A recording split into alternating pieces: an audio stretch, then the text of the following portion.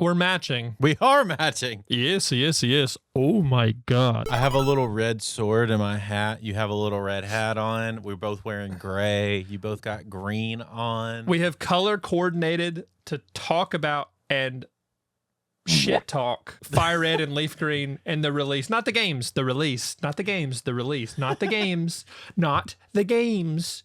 I love those games. It's how the games, not the games. It's how the games.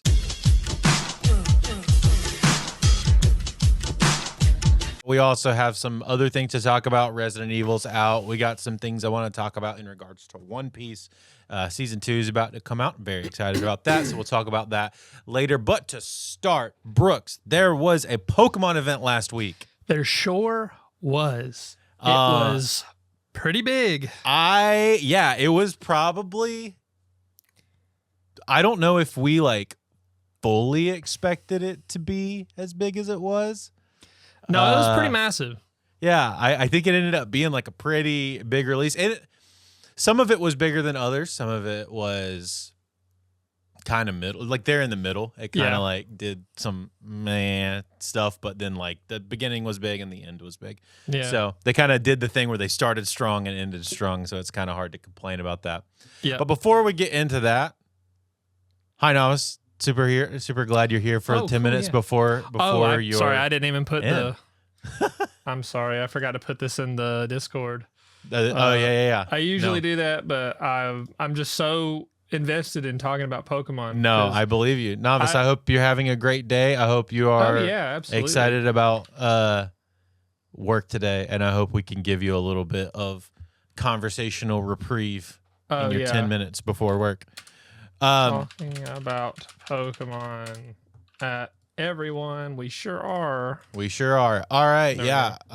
So today we are going to talk about a couple different things in regarding to the Pokemon stuff. But first, I think we need to talk about the big one, Brooks. Winds and waves. The new Pokemon starters feel so mid, TBH.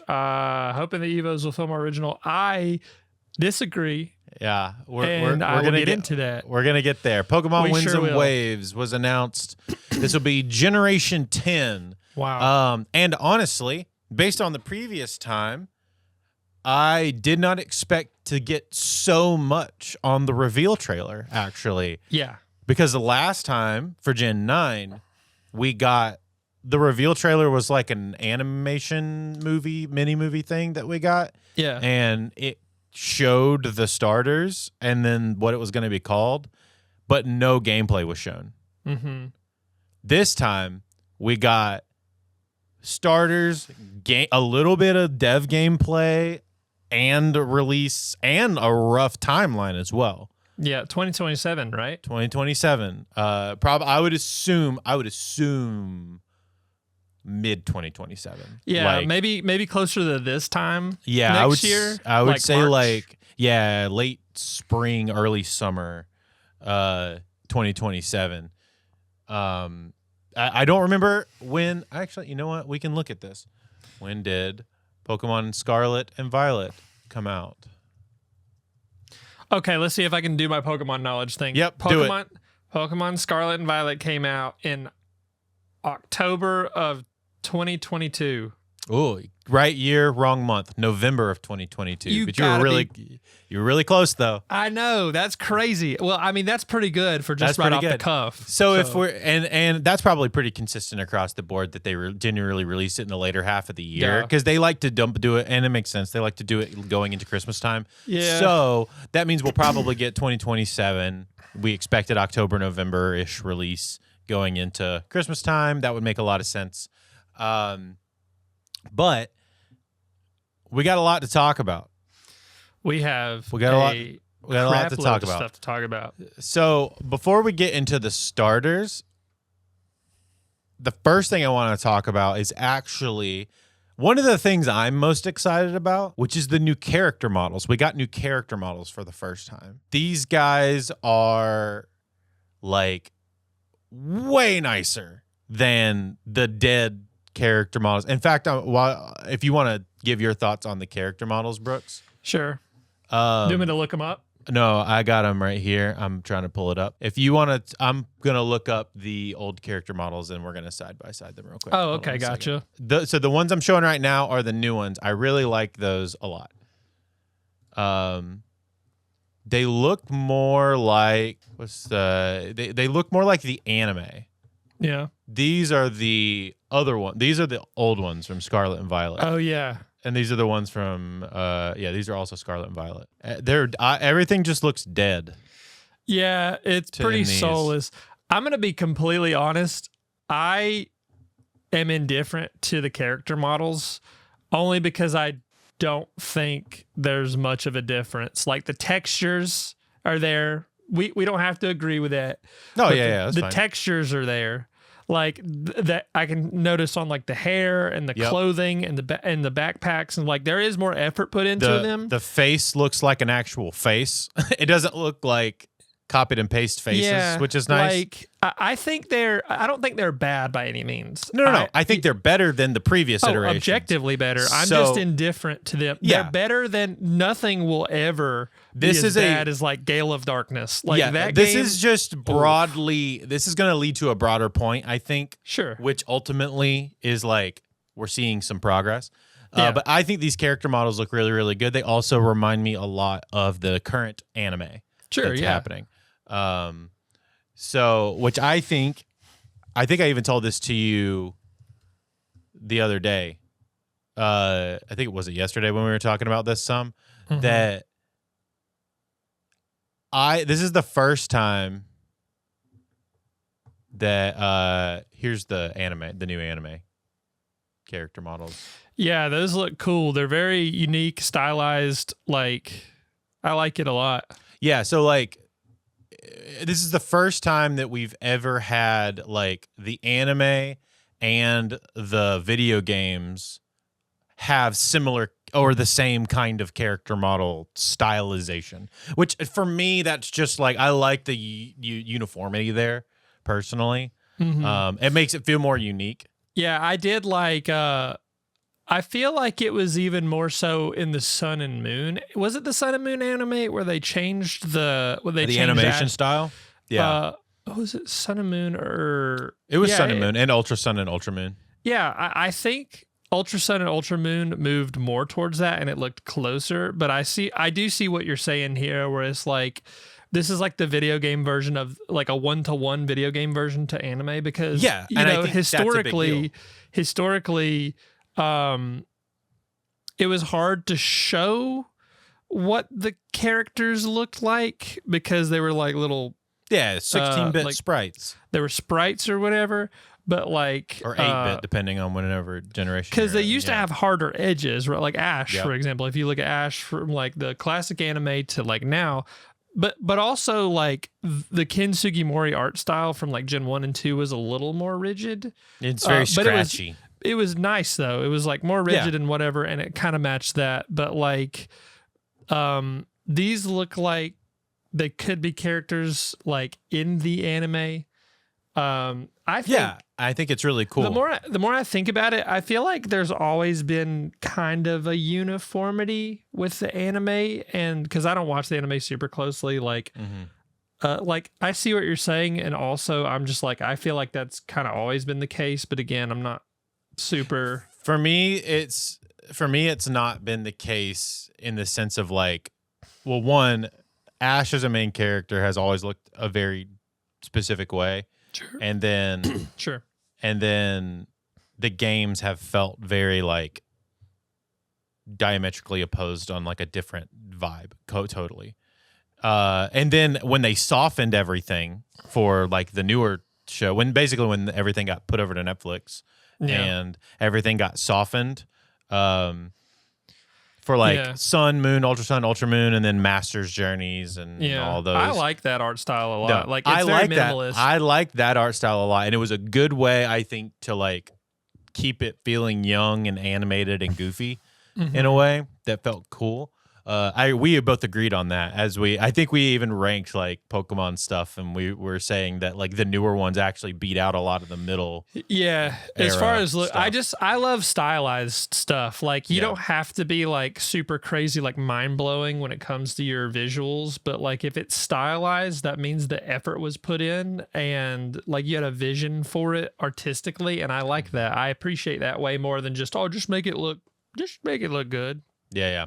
So but now we're starting to see the two things be uniform, and that from like my like nerdy OCD, like wanting to see everything, like if you're gonna show a thing and also play a thing, like it feeling like it's in the same world is kind of important to me. Yeah, because now that you say that, I do think I remember Diamond and Pearl, right? Like Dawn was kind of it was kind of like the exact same art for Dawn as right? the female, but yes, from the Diamond and Pearl games, from the original designs. But like I felt like and it's probably just for the budget and the time and like what they were trying to execute with the anime.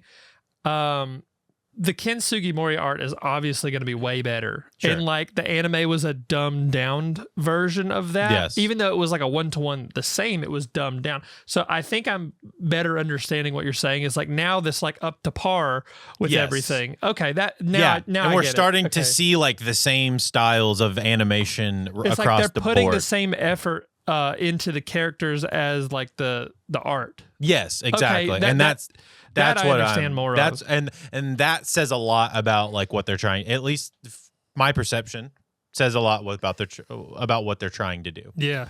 I don't love in these screenshots some of the grass is a little funky looking. Yeah, that's to be expected from like we'll get there. the trailers. Yeah, sure. we'll get there. I think the next thing I want to talk about, Brooks, that was just the first thing because that's a very like me centric thing that I wanted to talk about. Yeah.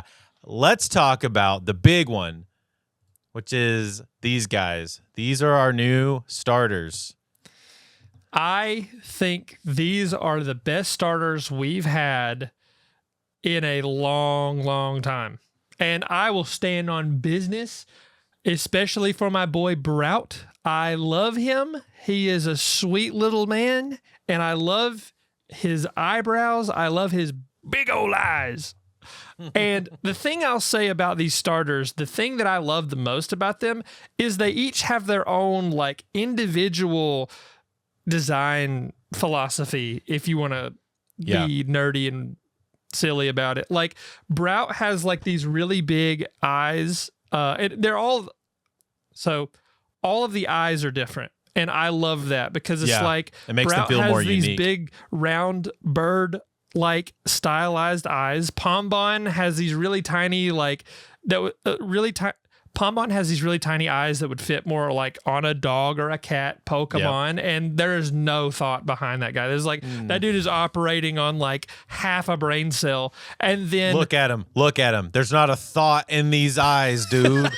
not a brain cell in there. And then you have Gekwa, and Gekwa, I would argue, is the best designed out of all three because I really agree. I love the eyes, and I'm a grass starter guy. You and I are both grass starter guys, but I think Gekwa is so uniquely stylized. It's very simple, but it's on the eyes for me. I love like that it's almost like they created these from the eyes up, and that sounds weird, but it gives them each their own personality, and I adore them.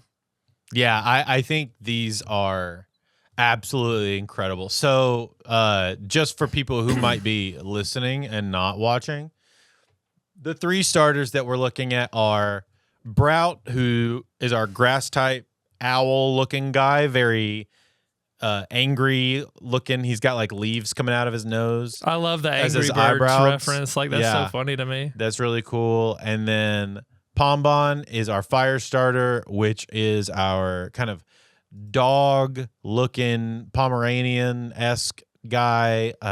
He kind of looks like a couple other things that we'll talk about later, which is funny. Sure.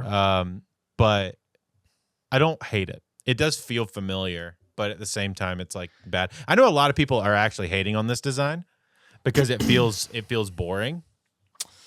Well, those people can have the wrong opinion. I mean, I disagree personally. I think this is adorable, and I even told you like this is the first time I've ever thought about breaking from my grass starter first playthrough. That's when you know a starter is really special. It's like, oh, I'm breaking from what I normally do because again, historically, you and I have been grass guys. 100%. And then we got Gekwa, which is like a gecko water type, little guy, with like a little water droplet icon on his or her on its like forehead thing. Yeah, that's pretty cool. I don't know. It seemed that's a little on the nose. Having the water droplet literally on the forehead is a little on the nose. Sure, but, literally, literally. Yeah, I mean, I think it works. I didn't even notice that until you said that. So now that I see it, I'm like, I can't unsee it, but I actually appreciate the subtlety in that. I can understand why people maybe wouldn't like that. Yeah. There are people that pick apart Pokemon designs like fundamentally, just based on looks alone, a lot of different things. Like, I think the last great batch of starters, and this might be a hot take, was Gen 6 because of the concept of Gen 6. I mean, we got Greninja out of that, which that's like a fan favorite. Mm-hmm. My personal favorite is Delphox because it's so unique. Like Fire Psychic is awesome. People don't really like Chestnut all that much, and I'm not a huge fan of Chestnut myself. It's grown on me a ton over the years, but the design philosophy behind those are D&D classes. So you got like Chestnut the Paladin, you've got like Delphox the Mage, and you've got Greninja the Rogue or the Thief of some kind, and that to me is like wow. And then like after that, I wasn't too crazy about the starters. Like, I mean, I love Pokemon like Grookey. I think Pokemon like Popplio, like they're underrated for sure. Love Primarina, but I mean, I haven't felt as strongly about some starters though. Even the last batch, I think I was kind of meh on. Yeah, Sprigatito was cool. That was the only one that I really cared about. Fuecoco's adorable, but like I think I love Meowscarada. Like I think that's a really cool design, and that was my favorite starter of the three. The grass was awesome. Yeah. But yeah, like I this is the first time in a long time where I think all three starters are like excellent. Yeah, I think we're doing really good. We'll get this, but I need the four-legged one. They want the four-legged dog to stay on four legs, please. Yeah. So the reason being, to my understanding, is like there's nothing wrong with a Pokemon being bipedal.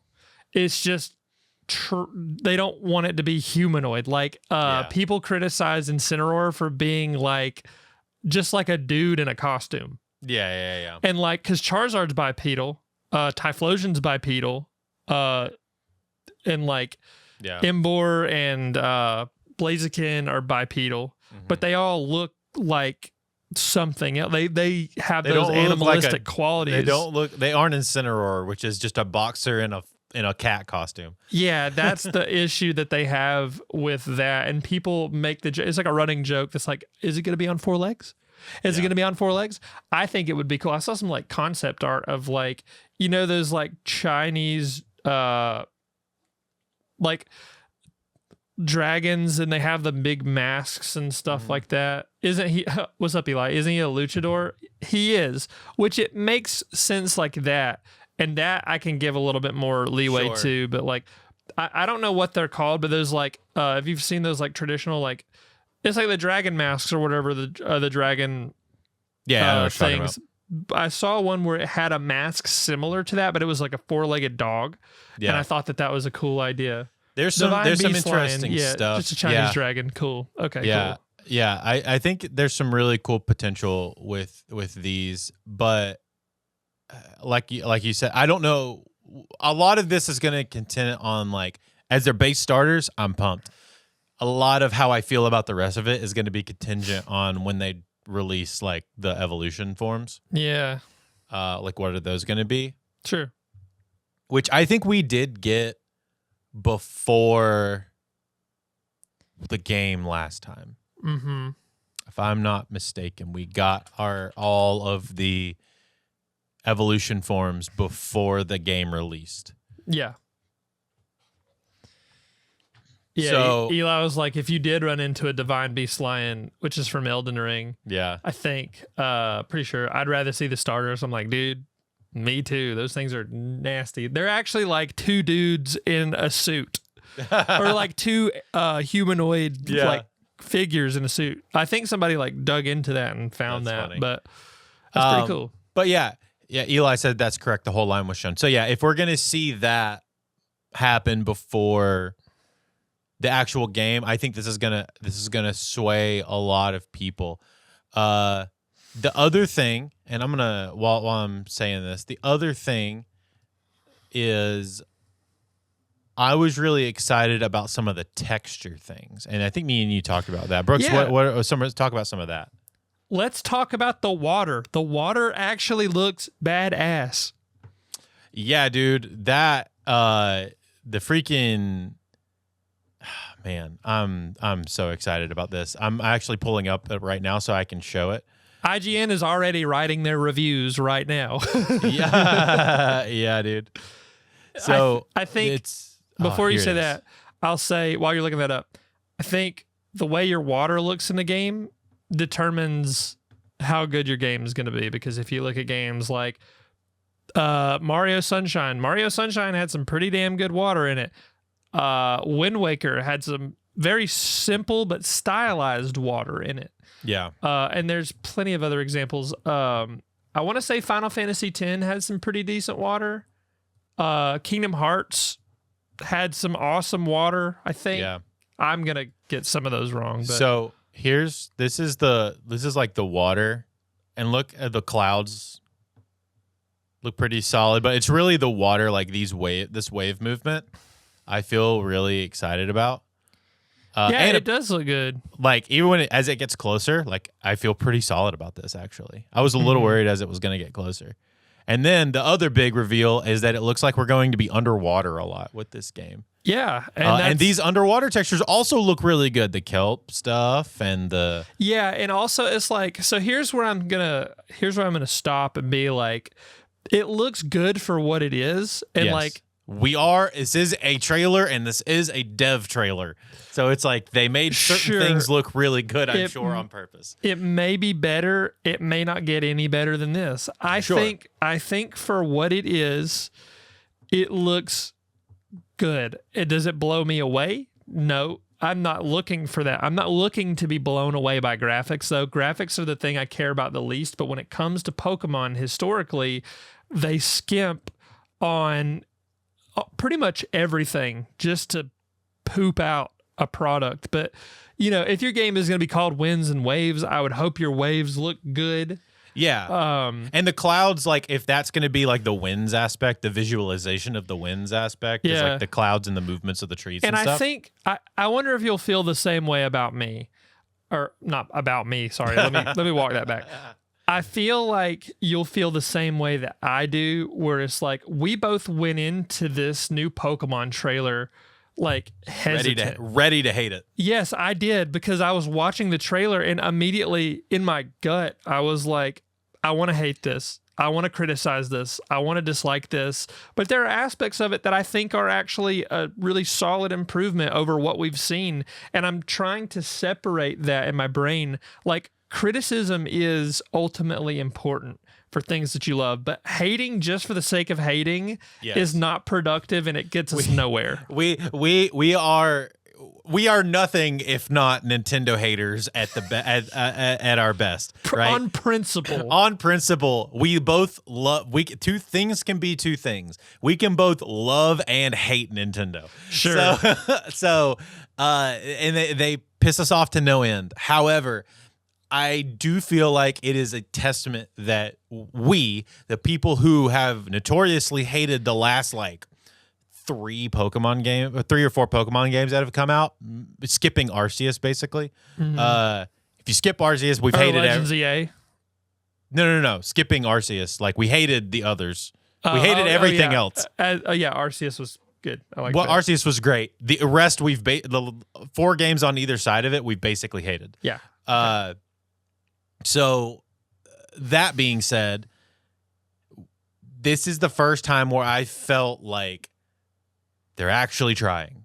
Yeah. Like, and I even mentioned to you, like, they kind of pooped out ZA so fast and like got all the textures were awful and the game's kind of boring and the pacing's terrible. And it's like, I wonder if they pooped that game out so fast so that they could have extra time to actually develop this game to be decent. Unfortunately, they were probably like crunching to get this and get this done to a point where it could be presentable.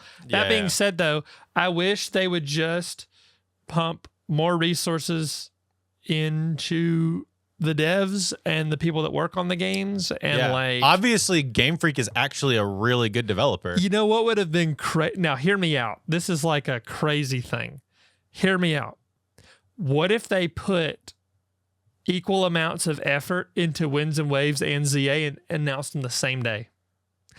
Yeah. And been like, ZA comes out this year and then Winds and Waves comes out next year. Like, could you imagine the hype around that? It's like, we waited a little bit longer. There's a little more, there's a period of nothing. And it's like, well, what are we doing? What do we got? What are we dropping? Like, let's say they dropped ZA during the summer of this year, like June or July, right? Yeah. And then Winds and Waves comes out in like March or April of next year or something like that. Oh, that would be sweet. Just so you know what game I'm talking about, Game Freak developed a game for, I want to say it's a PC game called Beasts of Reincarnation. I'm pulling it up right here. So this is Beasts of Reincarnation. Oh yeah, that's their other thing. This is their other game. It has like Pokemon elements. It's kind of like a mixture of like it's kind of a mixture of like Monster Hunter, Monster Hunter and Pokemon, because you have like animals that go fight, but and it's somewhat turn based. Yeah. But you also have like elements where you are fighting also, which is pretty cool. Yeah. Yeah, it's so sick. It looks so good. It's like an action RPG with like Pokemon turn based elements. It's pretty sick. So, like, they obviously, given time, can actually, do this. This game also comes out this year, by the way. And so, like, I'm really pumped to see it come out and actually do pretty well. I think people are hyped because it's the first bigger Game Freak game that's not Pokemon that's coming out. Yeah. And it looks like this. Yeah, I think that's sick.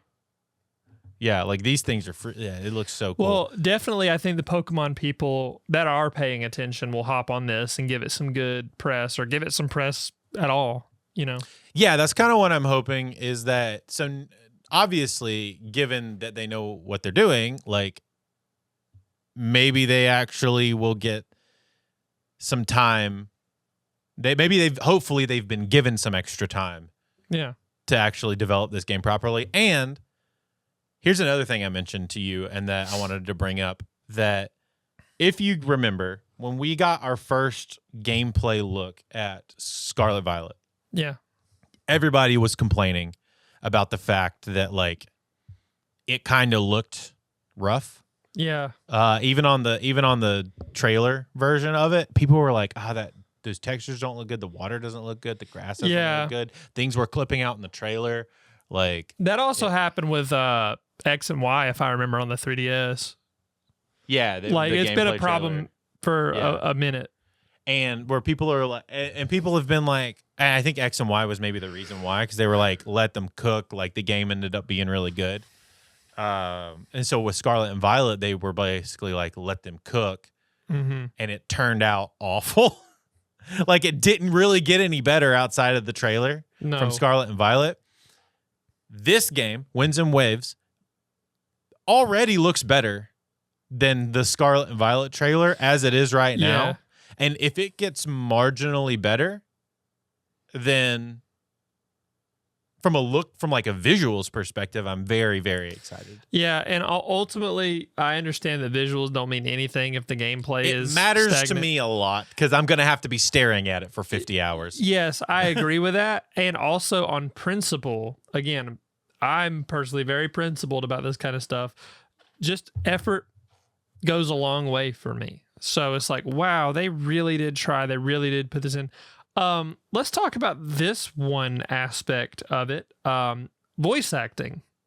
Yeah, so let's talk about some stuff that we don't know in general and that we're kind of hoping for. So voice acting is one of those things. Yeah. Them bitches ain't putting voice acting in There this ain't no way. Ain't no way. I would love to be wrong. I would love for this to age like milk. Please let us be wrong, but no, I don't see it happening. There's one thing we did. I can't remember what it was off the top of my head.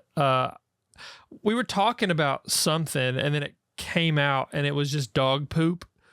Like it might be early ZA when we were talking about it, but or something else. But like, I again can't remember what that is because my brain is applesauce. But I hope this ages like milk. I hope I'm wrong. The issue was that we were right about ZA. Yeah, that stinks. It's like, wow, this looks cool. This looks like it could be fun. This looks like I actually think it was something other than ZA. I just can't remember. Maybe I know for ZA we said it was Metroid Prime. Sorry, we're like, dude, this looks awesome, and then it people did were look like, it did look awesome. But yeah, that was what it is. Yeah. So that's what it was. But with ZA, we said the starter choices are weird. It's weird that you're stuck in the city. Some of this just doesn't look good. Like even on the Switch 2 hardware, it didn't look good. Eli's right. Like, why didn't they just call it Z? Yeah, I don't remember I'm not sure of the significance. That of might myself. there might be like a storyline thing in the game that we just don't know. But yeah, possibly. Well, ZA was AZ was the character. AZ's the character in that. But I don't know. But it may have been confusing to people who might have thought evil AZ. Yeah, I don't know. But we were trying to parse all that out, and then we were right from the beginning that it looked terrible. Yeah. Metroid Prime 4, we were stoked about it. Yeah. And it straight up ended up not being great from what I heard. It's like there's like 5 parts of it that are really, really good. I know a lot of people enjoyed it, but it wasn't a good Metroid game.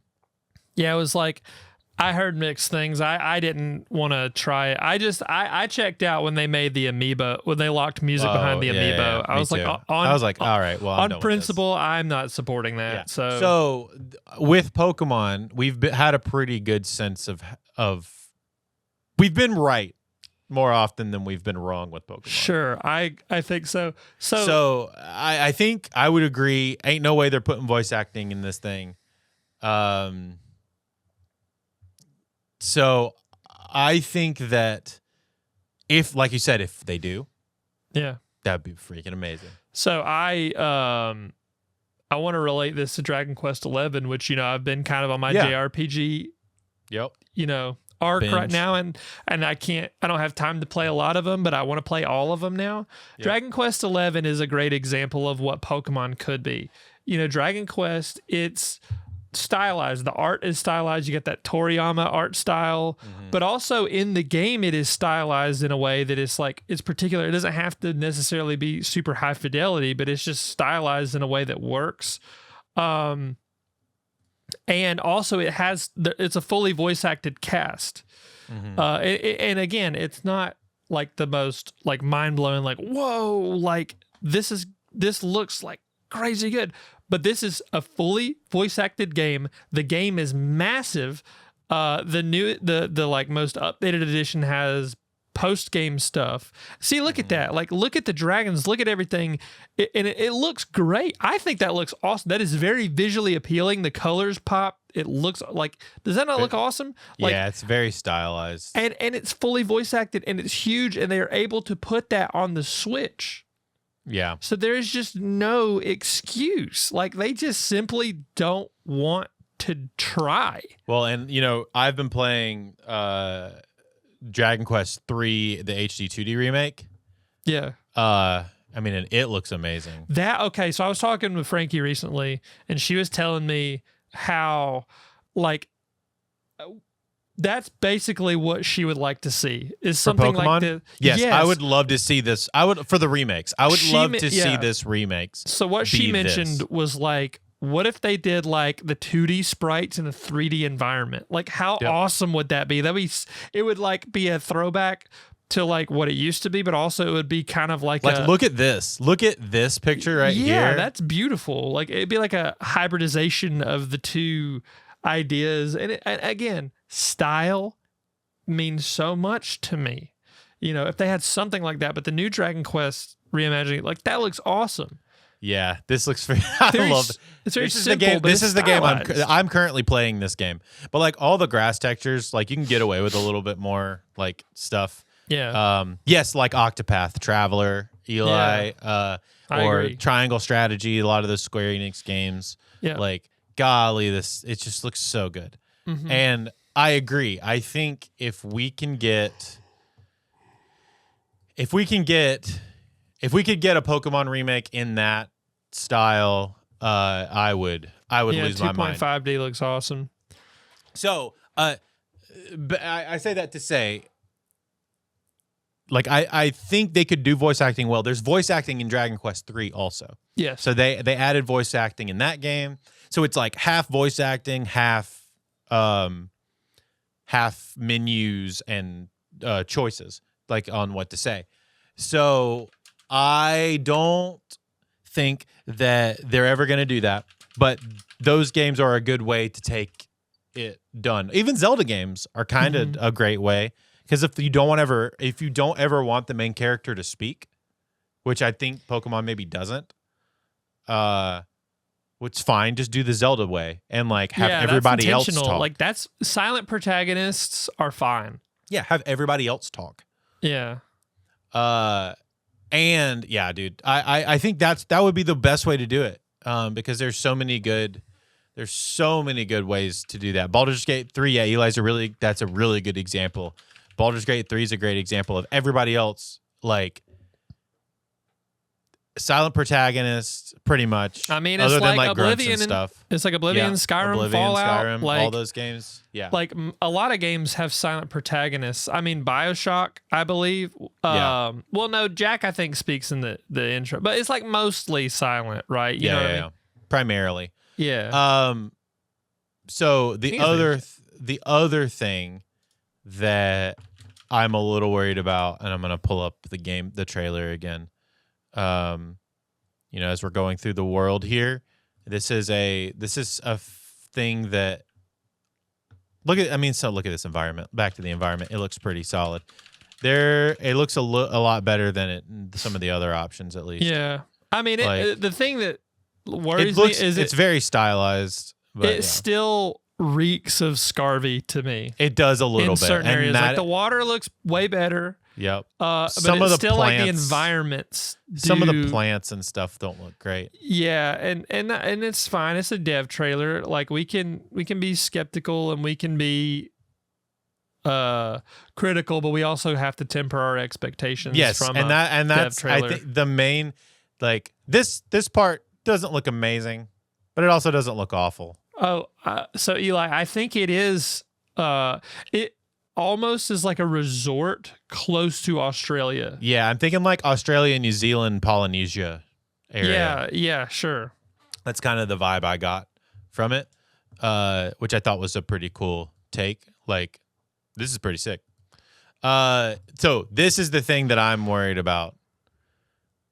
Are we still not going to get buildings that we can go inside?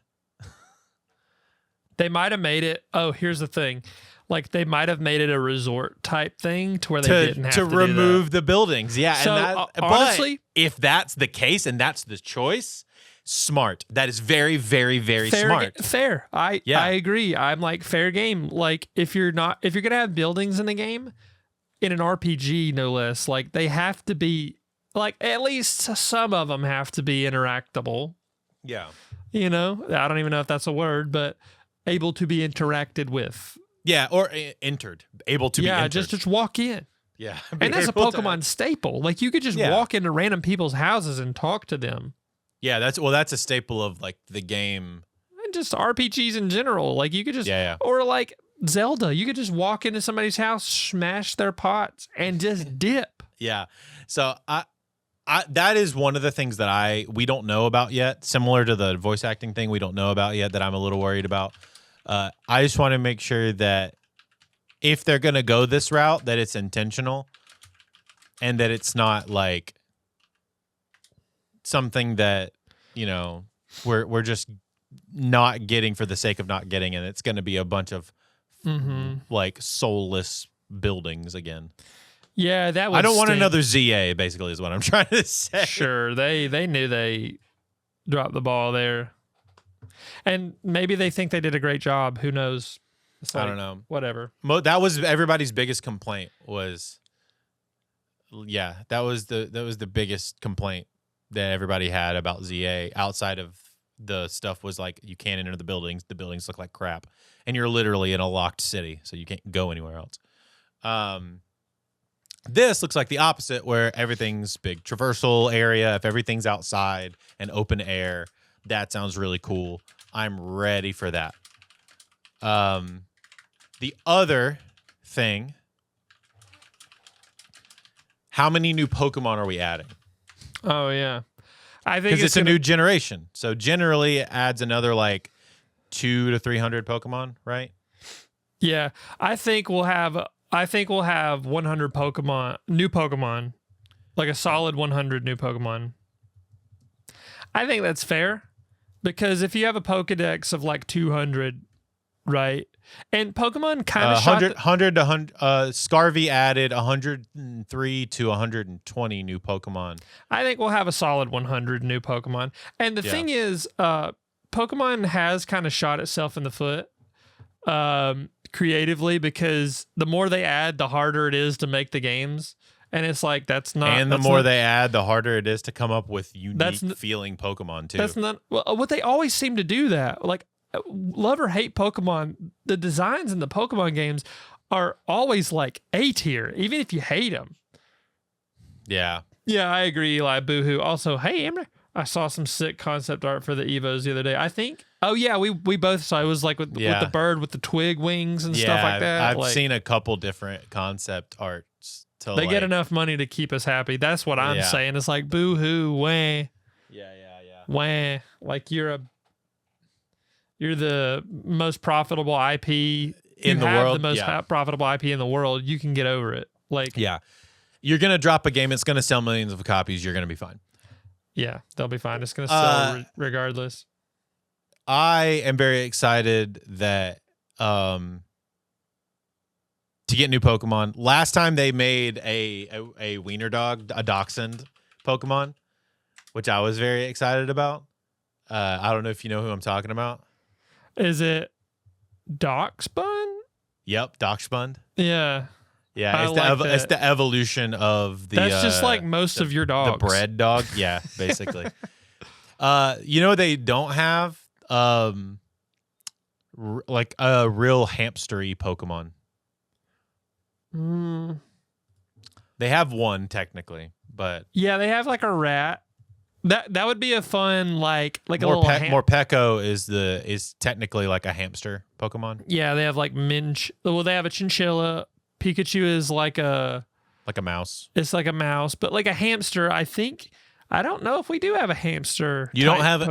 Morpeko's the closest. It's the hamster-like Pokemon. Yeah, Morpeko's the one that it shifts mood and changes from like dark to light or whatever. Yeah, something like Hamtaro would be fun. Yeah, exactly. Pikachu is like a Pika or whatever. Yeah, so it's like a little tiny mouse Pokemon. But like, we have like, Rattata's a classic. If we had like a hamster Pokemon that was like the starting normal type would be fun. That's a tradition. Yeah, something like that. Yeah, like a base your new normal type. You normally have like, if we're talking Gen 1, you have your Pidgey adjacent bird normal type. Yeah, that's like a staple. That has to be there. You have your like Rattata like mousy normal type option. Or, ferret normal type option or something like that. Sentret.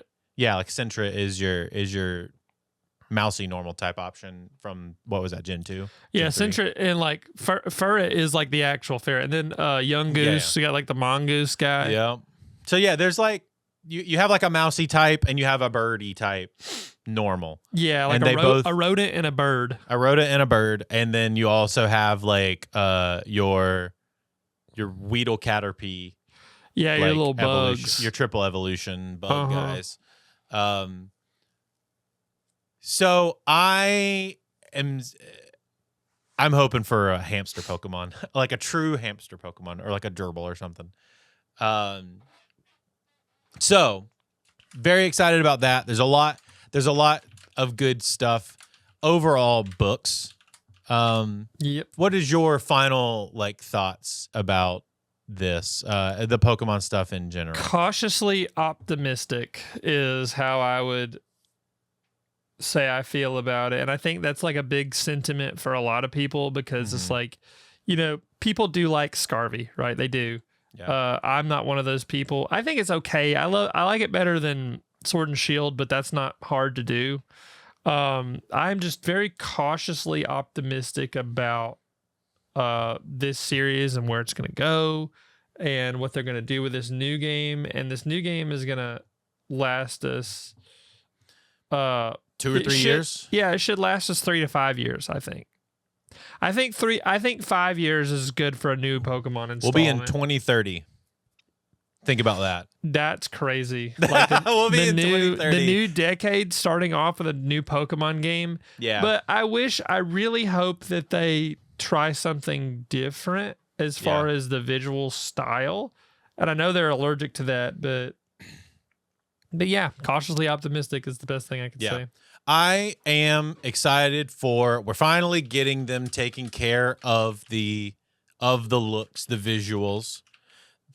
I think I even mentioned this to you. The only thing, once again, of talking about the stuff we don't know about, the only thing that I, once again, am a little hesitant on is like if there's some sort of driving story. That was the thing that I was missing from Scarlet and Violet for a reason for me to care about like going through the whole game rather than just because I know Eli said like the gameplay loop is perfect, which I agree with, 100% agree with, but the gameplay loop can only satisfy me for so long without having like a driving narrative to keep me coming back to play the game.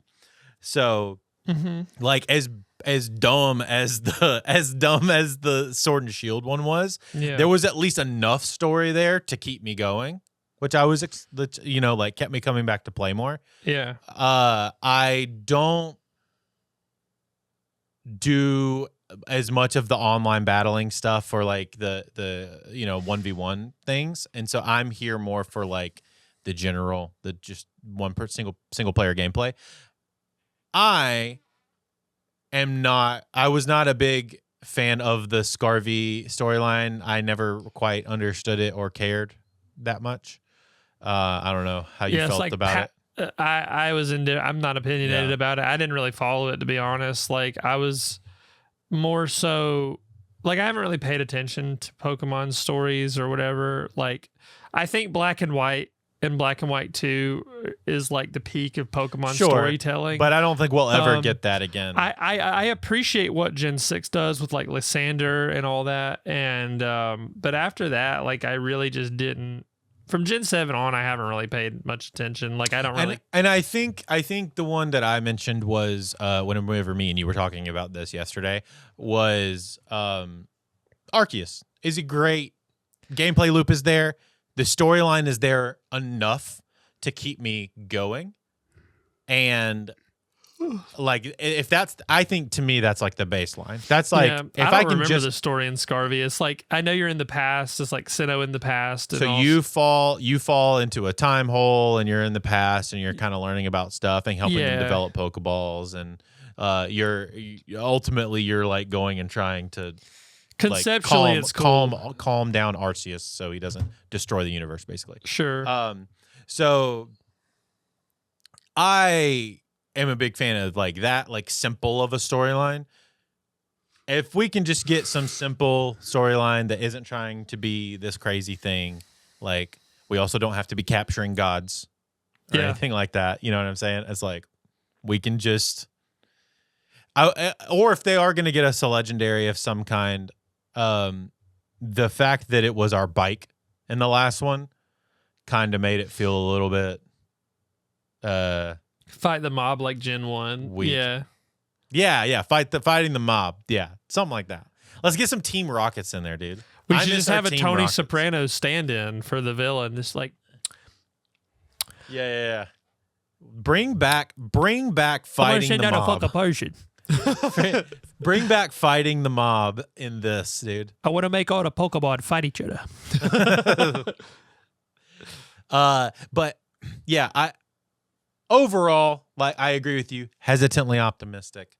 There's very few things I actually want about this game. This is the first time I feel good. I feel enough goodwill going that I feel enough goodwill coming from this trailer. Obviously, I'm going to be paying attention. We'll be paying attention to it and talking about it throughout.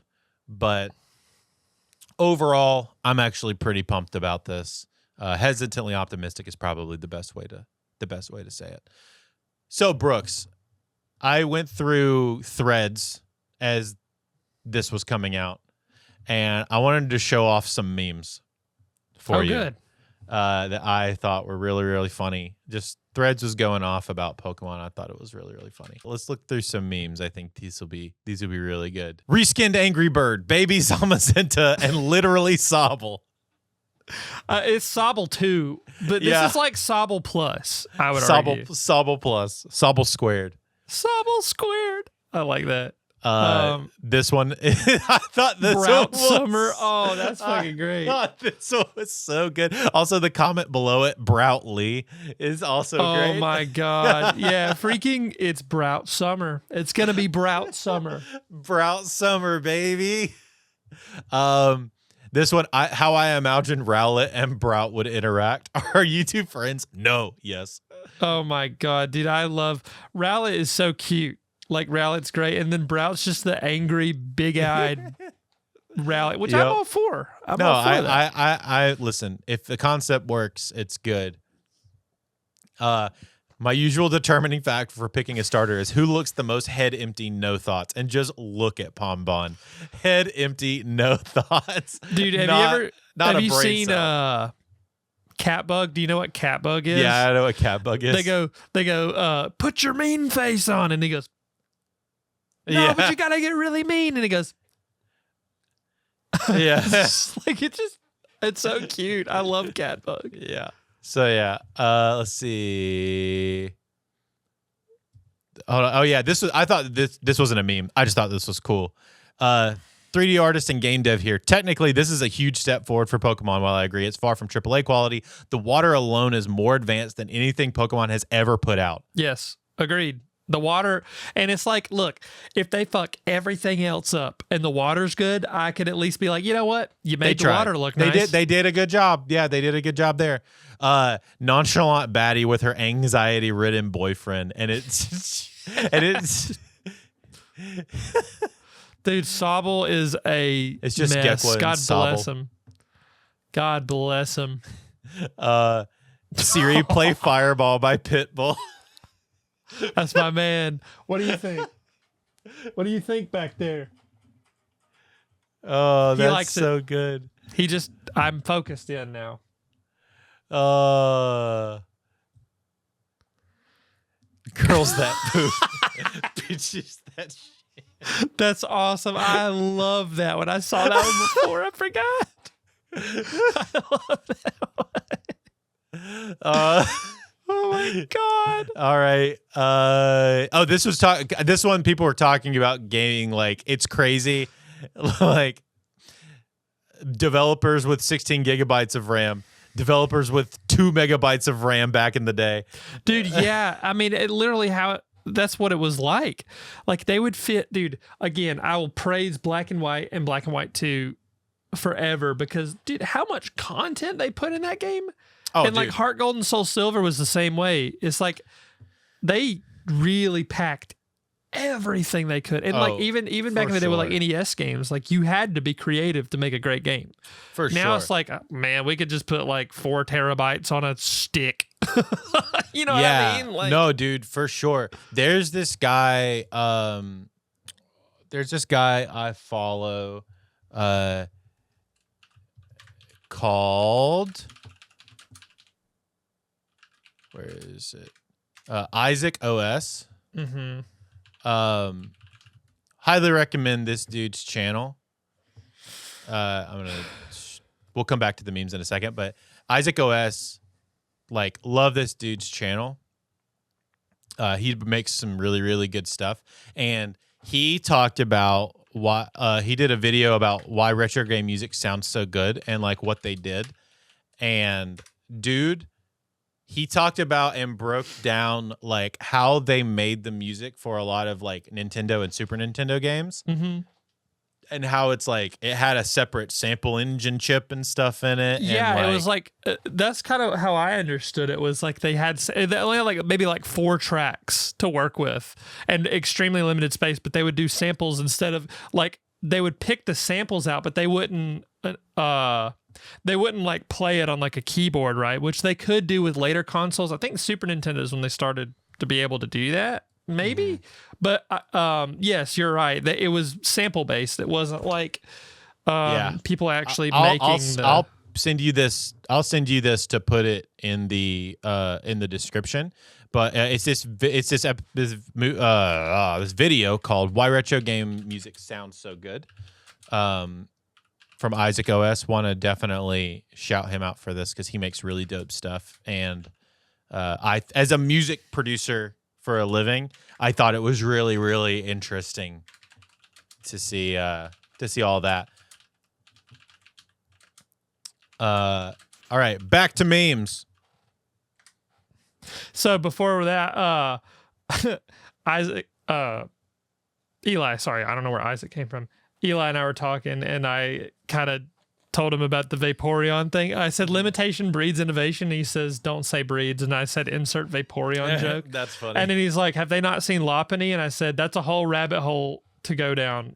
And then I realized the pun in there, and I was like, oh no.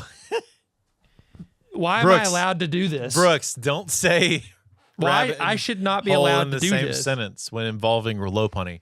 All right. Why do they look conservative? And it's just the two. It's just the 2 Pikachus from Winds and Waves. Somebody also said, and I thought this was funny, that they said those 2 Pikachus definitely have an upside down pineapple in their house. These Pikachus look like they are about to make Disney World miserable for everyone else. Like they are these Pikachus are Disney adults. Oh I my think. gosh. And they're about to be the worst. Dude, these Pikachus are about to absolutely treat the waitstaff like shit. Yeah, dude. These bitches are gonna have like $150 meal dude, and tip like these 1%. These Pikachus are gonna get out of church and not tip their waiter on a $200 food bill. Yeah, these Pikachus are about to leave their Baptist church and go hit the Mexican restaurant up, dude. And cause a scene. Man, for you and I growing up in like the evangelical world, like that is a pipeline to like leave church and immediately go to the Mexican restaurant. Like that is a part of our lives. R.I.P. R.I.P. Southern church culture. Yeah. Oh my God. Good boy. Now stay and do not stand. And there's tape on his feet. That's so cute. Oh my God. All right, Brout be like. Oh, that's so cute. A wise fella. A wise fella. Just a sleepy, wise dude. Yeah. And then when they showed the 2 clothes at the start, Pikachu at the start of the Pokemon Wind and Wave trailer, all I could think of was that SpongeBob episode where Patrick's parents show up out of nowhere. Holy crap. They literally are that. Look at that, and that. I can't see the difference. They're the same image. Corporate wants you to see the difference between these. They're the same picture. Holy crap, dude.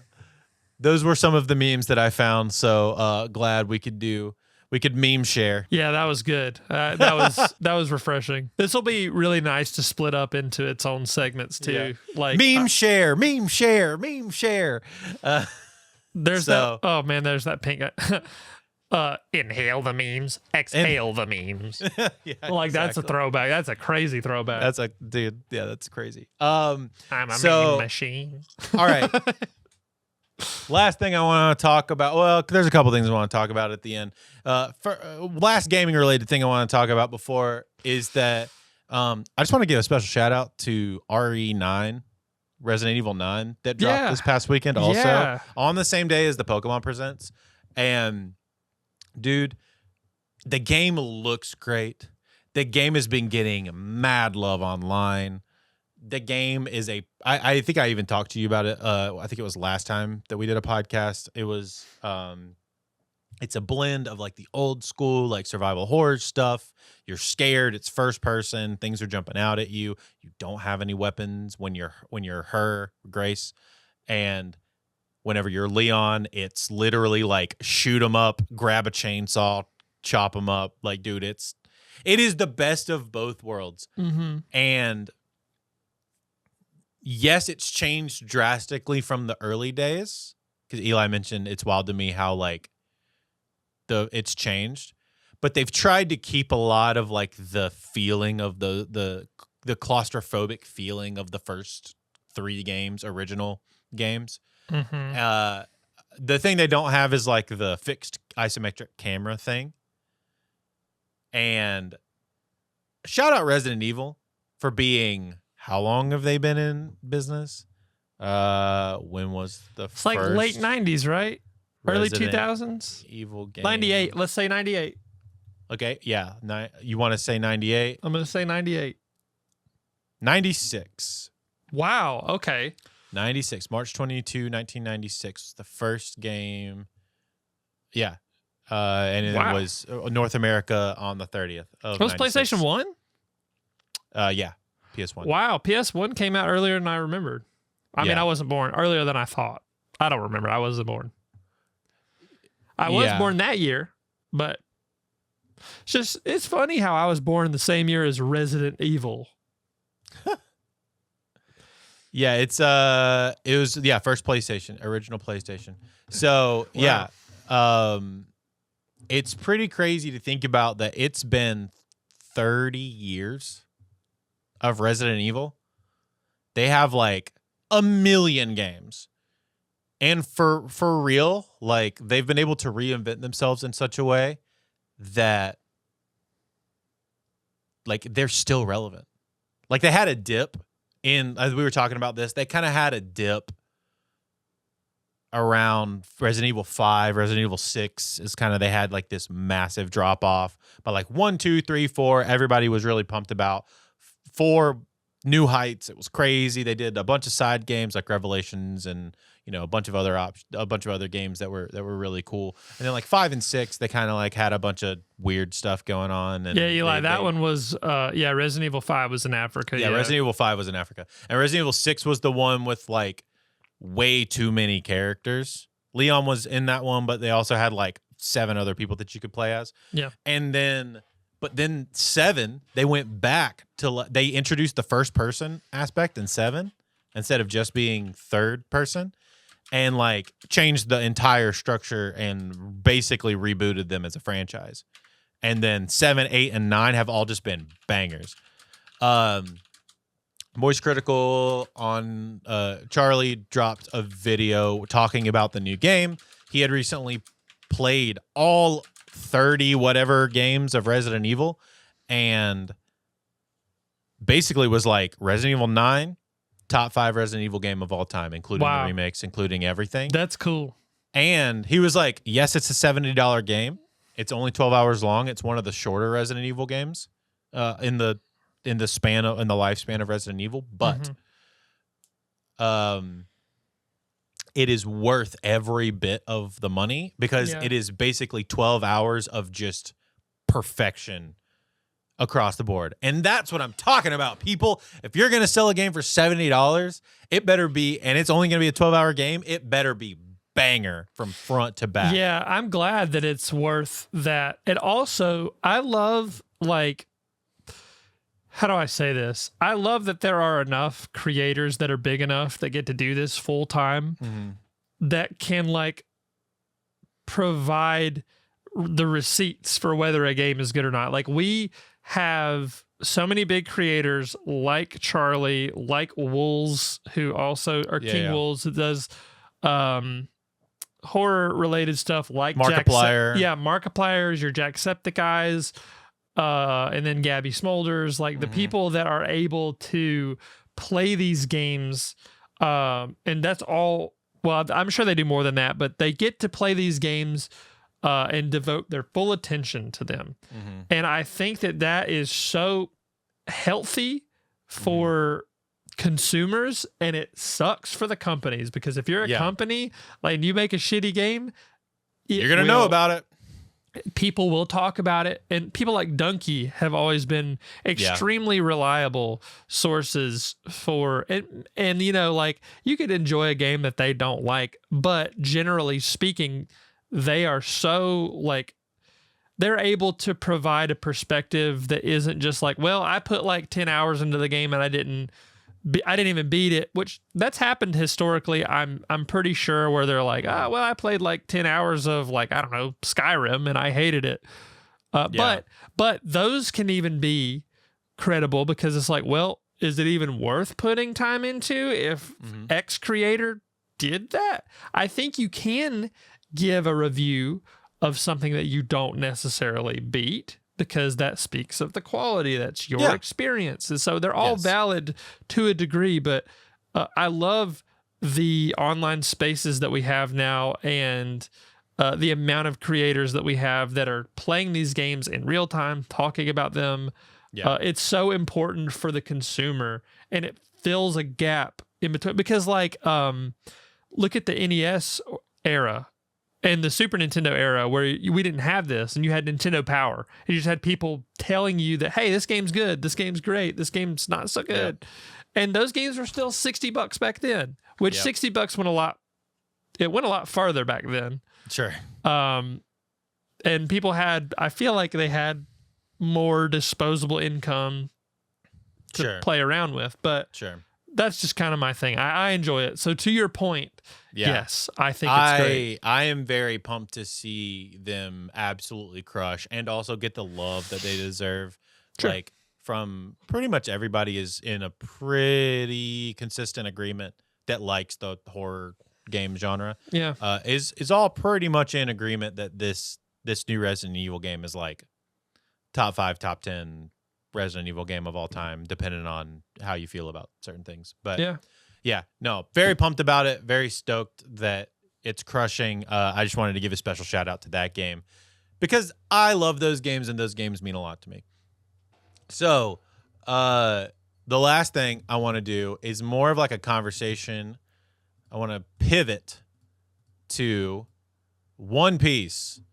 As you can see my hat, I'm a big One Piece fan. This is the Zoro insignia. Big One Piece fan. Very excited about season 2, which is about to come out. And I want us to do a couple things. Because they changed because everything was technically season 1, the first 1,000+ episodes, and now they're doing it. No, this is so season 1 of the live action. Oh, it's live action. Okay. Yes. One Piece season 2 live action. I want to watch this with you, this last trailer with you real quick, and then we're going to talk about some other stuff that I'm excited about. This is the final trailer. This one just dropped, like, I think today or yesterday. I've heard people really like this, so. Yeah. No, dude, I loved the first season. All right. There are 100 of us. And only one of you. That's not going to be a problem. Let's go!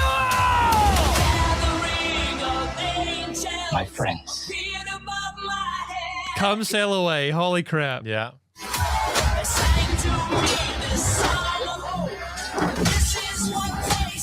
Wow. That choreography is so good, Now dude. let's find out what the Grand Line has in store for us. Let's party.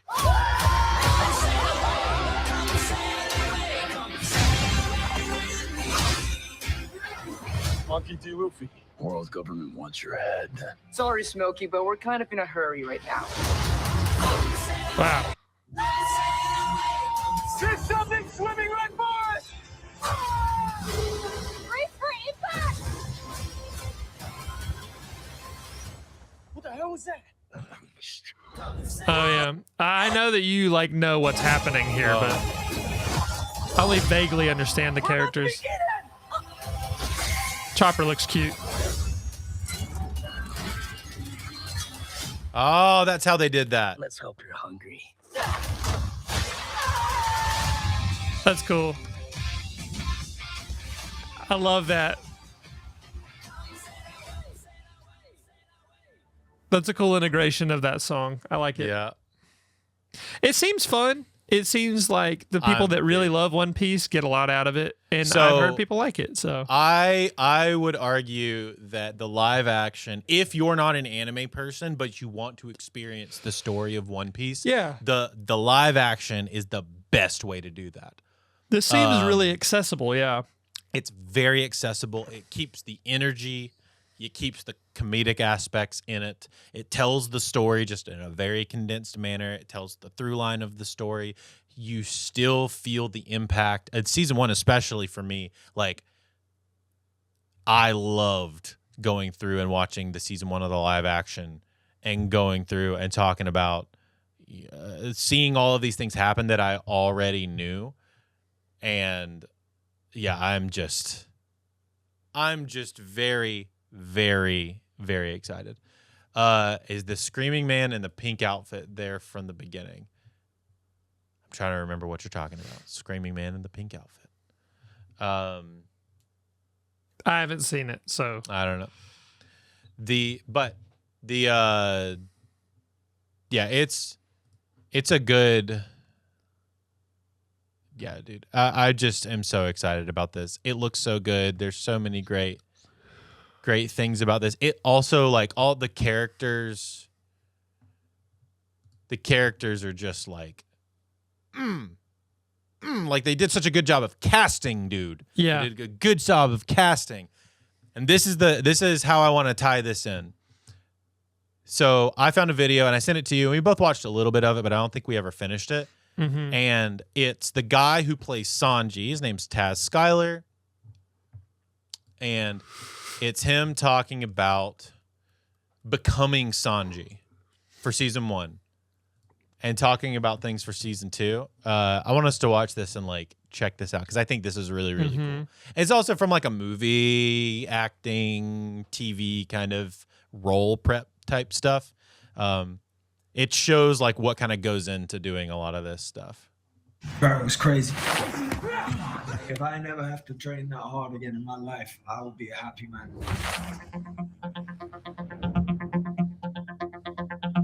Training for Sergeant in season 1 was easily the hardest thing I've ever had to do in my entire life. I bet that was brutal. I mean, the initial fear was all of it. I remember seeing this video of him fighting. So this is a video of him fighting in season 1 or in the first major arc. Yeah, that's Fishman Island. crazy. Like if you look at a picture of him. Imagine if you're not in shape in the first place. He's like, a master chef. He's charismatic. He's charming. All of which I was not.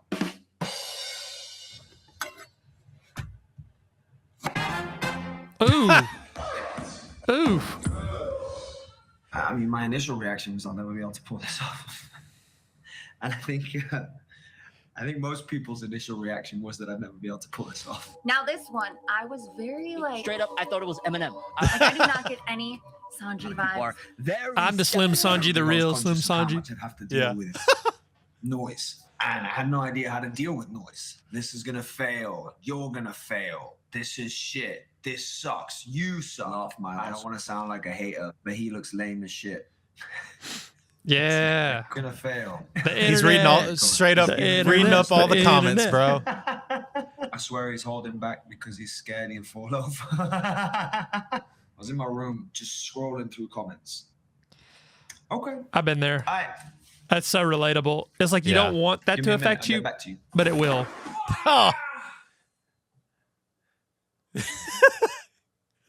Oh.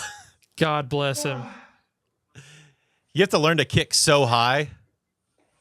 I appreciate the effort so much. I know.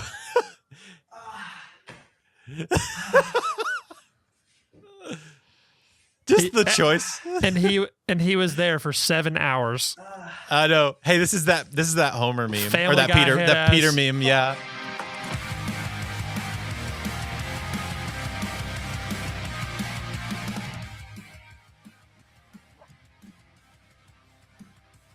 Wow.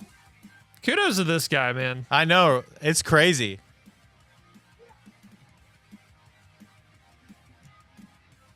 Like, Wow. I don't know. I also don't know if that music is good for us to. It isn't, Yeah, probably. yeah. I would assume not. Yeah. I love But, the but kicking the- sideways out like that. The Yeah, well, flexibility. dude, and then he he learned has to to- cook. Yeah, he had to learn how to cook. So he straight up cooked for the crew. Myself Wow. into a fucking pulp. I was so injured. ACLs were torn. Things were fractured. My ankles were fucked. Oh, I hated that. I hadn't even started shooting yet. Forgot. He hadn't about even that. started shooting yet. I'm saying this here is my table. He looks great. So I can smell the beef. Maybe you ought to try a table outside, because right now, the only thing I smell is you. Now, gentlemen.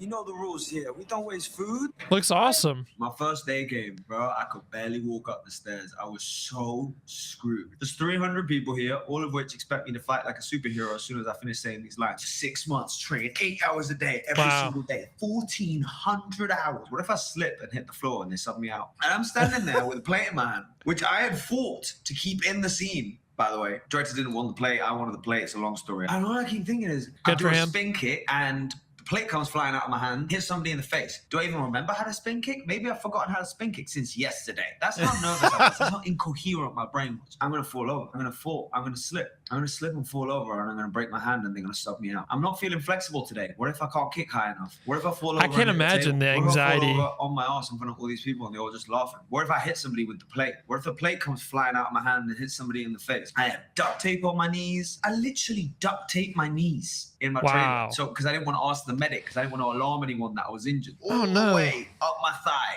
And I'm saying my line. What if Over my dead body. Wow. then it all just kicked in? Wait, did he actually kick him? Yeah. I mean, Oh, Yeah, so dude. this is Fishman Island, right? this And is he's fighting- this is from the first season. Okay, This is all from I'm the- I'm very not familiar with. This is all from the first season. So wait, so pause it. So what I kind of barely missed what he said. Did he say he's like, I'm just gonna kick him? I'm just gonna actually kick the guy? No. He had to kick him because that's the scene. Oh, I see. So he had to like make contact, even. But if- his legs were so screwed Oh, I see. because he's been working out for 8 months prior, trying to get his legs to be functioning correctly. Oh God. And he's like, "Can I even kick right now?" Yeah, that's. Oh God. God bless him. This is actually really nice to watch. Yeah, it's and, super cool. Like this part right here. Yeah, Sanji's legs are like a part of him. You know. Yeah, well, that's like the whole thing is. Yeah. Yeah, dude, dude, it's so fun. It's kind of corny in a way, Yeah, I mean, it's. but like that's why fun, it's though. that's why it's fun. Yeah, it is very fun. I'm trying to see if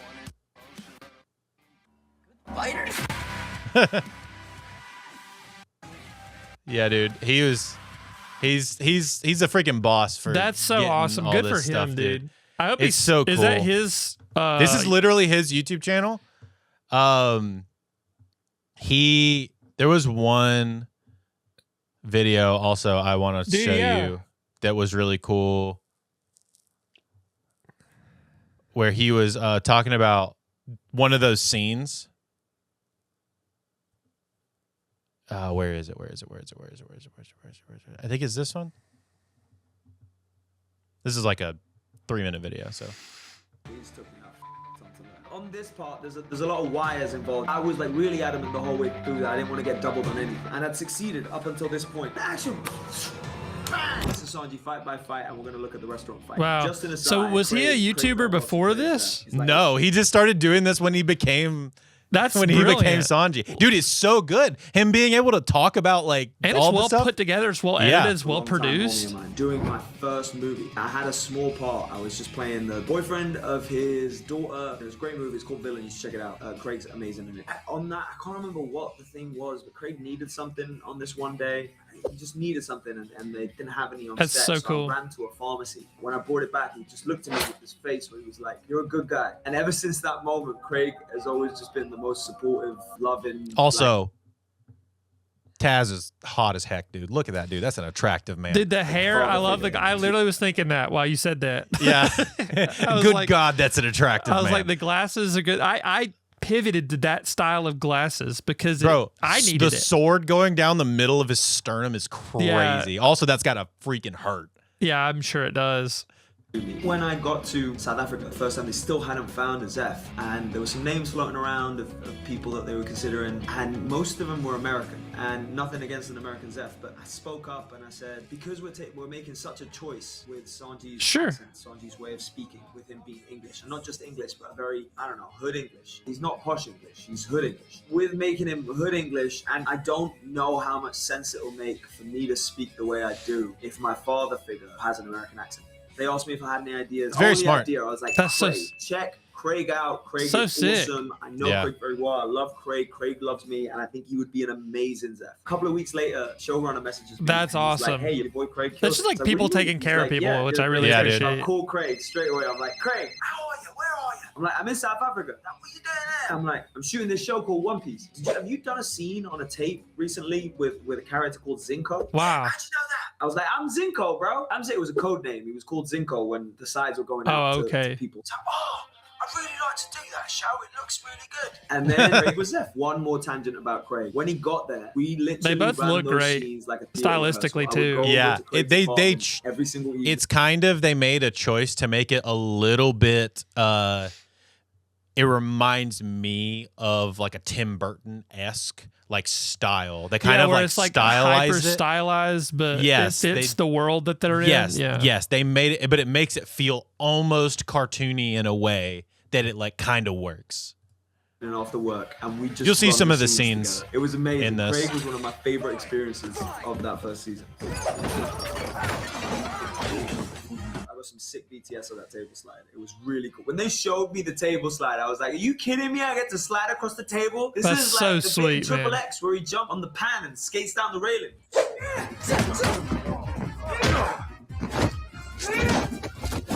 Awesome. Fuck ton to learn. The rest. Yeah, the choreography that goes Yeah, into it dude. is nuts too.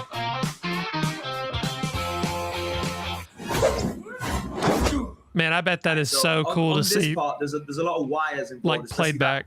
That cork. Yeah. Pretty sure it was the cork. They tried to double me on this bit. I was like really adamant the whole way through that I didn't want to get doubled on anything. Cut to Good me for him. in the director's tent, yapping like a motherfucker. Dude, put me in. Dude, put me in. Dude, why? I can do it. He has video evidence of me being able to do it. I'd show him a video of me doing it in the stunt tent. Anyway, I yapped to Zero off so much that he let me do it. So he put me in. This is me. That's cool. That was also me flying back. One place I got doubled. Wow. Was this hit right here. And that table hit, God bless his heart, is Stuart Williamson. Jacob and I were standing. Man, to the stunt side of doubles this are- shot. Yeah. I was under the table. Awesome. Hit. Jacob got under the table for another shot. And before every take, I'd be like, Such a "You guys crazy great." thing to want to He'd be do like, for a living. "Thanks, bro. And it's so respectable. 3, 2, 1, action. And he'd hit the table, and every time he hit the table, he'd hit it with a different part of his back, and everybody in the room would just. Oh, dude. Stuart, Yeah. you really Stuntmen did me are a solid on that crazy. one. I tried to get in that. In the best kinda way. There you go. That's the restaurant fight. Yeah, dude. Wow, that's awesome. And then there's fake Jim Carrey down there. Oh yeah. Jim Carrey. That's a whole nother thing. But yeah, that's we're not that's talking fine. about that today. But yeah, I wanted to show you that because I'm very excited about this new season of One Piece. I think it's really cool. I think if you're not into anime, you're not into manga, but you're intrigued by the story of One Piece, that the Netflix show is the best way for you to like experience that and kind of dip your toe into that, because it does do its justice, in my opinion.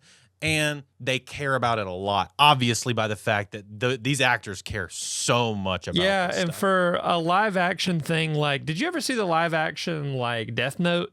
Oh yeah, it was awful. Like, yeah, people. I think I saw maybe one episode of that because I love the original Death Note, but they, I think Nat Wolf is in it from the Naked Maybe. Brothers band. Yeah, I think so. And I'm sure that like, you know, he did the best he could. Like, I'm not trying to be like that was his fault. It's probably more of a production, like a bigger issue than just the actor. But like, yeah, it's Nat Wolf. yeah. So, but that's He's the main character. Yeah, that's unfortunate. So I'm glad to see that like the One Piece one. That's the one that you got to get right. Yeah, it's one of the. It's, and it you're is talking being about done well. We're talking about big IPs like with Pokemon, like One Piece from the manga anime side is like one of the most well-known outside of like Dragon Ball Z, one of the most well-known, not universally loved, but well-known and like the longest running, most amount of, you know, anime / manga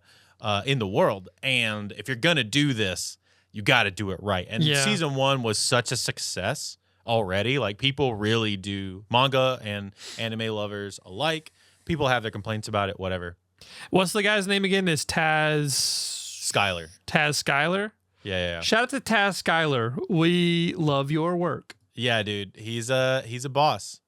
He's a boss. And I am a big fan of all the effort that he's putting into like make sure that this looks and feels really cool. And like doing kind of somewhat superhuman feats of it's unbelievable. Like, leg work. I don't think I could ever do that. It's pretty nuts, actually. But yeah, that's why I wanted to end on that, showcase that out, talk to you about that a little bit. Yep. And yeah. So hey, thanks for hanging out. Thanks for coming, Brooks. Obviously, thanks for talking about Pokemon and stuff with me, and let me yap about One Piece for a bit. Hey, live people, if you're watching this after the fact or anything like that, thanks so much for checking us out. If you want to watch, we are live every other week, generally on Tuesdays, in the morning on the Things We Like channel. It's at Things We Like channel. It's also at Things We Like channel on Instagram and TikTok and all the other places. So if you want to follow us there and watch some of our goofs, we are starting to do some stuff as far as the, you know, vertical specific things that you're not going to see on the YouTube channel unless you're checking out our shorts. We're starting some vertical specific stuff there. We're working on looking at some interviews. We're planning to have a really good friend come on really soon, and we're kind of figuring out what that's going to look like. Very excited about that. And that's obligatory big things coming. Obligatory big things coming. I didn't know we were a DIY band. I know. From Atlanta. From everywhere. From everywhere. But we're looking at doing some really cool stuff with that. I'm very excited about all that stuff. Yeah, if you want to follow us, check us out there. Make sure you subscribe while you're here. And Brooks, do you have any last words for the people who maybe are checking us out and joining us live? I'm not spending money on Fire Red and Leaf Green. Fire Red and Leaf Green. Put that bitch on NSO.